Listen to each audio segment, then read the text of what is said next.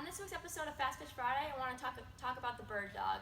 So I really like the Birddog because it teaches basically softball pitchers to move through their hip to create hip extension, which is something that they really need to drive off the mound.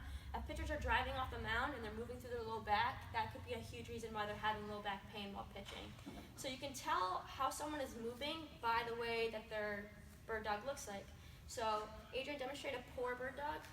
All right, so if you see someone moving a lot through the lower back, that's saying that they're trying to get hip extension through their low back. They're not truly getting hip extension through their butt.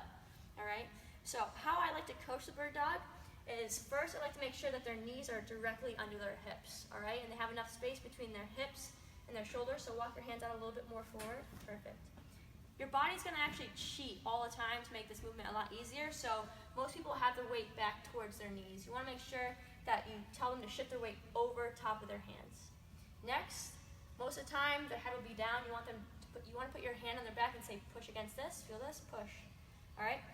Next, I like to tell people to create an X, all right? So you want to imagine an X running from your right hand to your left knee and your left hand to your right knee on this side here, right? So it's basically an X. You're trying to pull this hand to this knee and pull this hand to this knee. So you're creating like an X tension here, all right? So you're gonna go opposite arm, opposite leg, and you're gonna extend while keeping your weight, a majority of it through here, all right? So down, relax.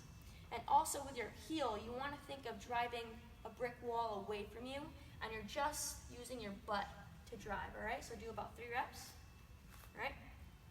Here, and you can see that this almost stays perfectly still. All the motion is coming from the hip, okay? So make sure that you're keeping your body weight over top of your hands, you're creating that X tension, and the motion is coming from your butt, not your low back.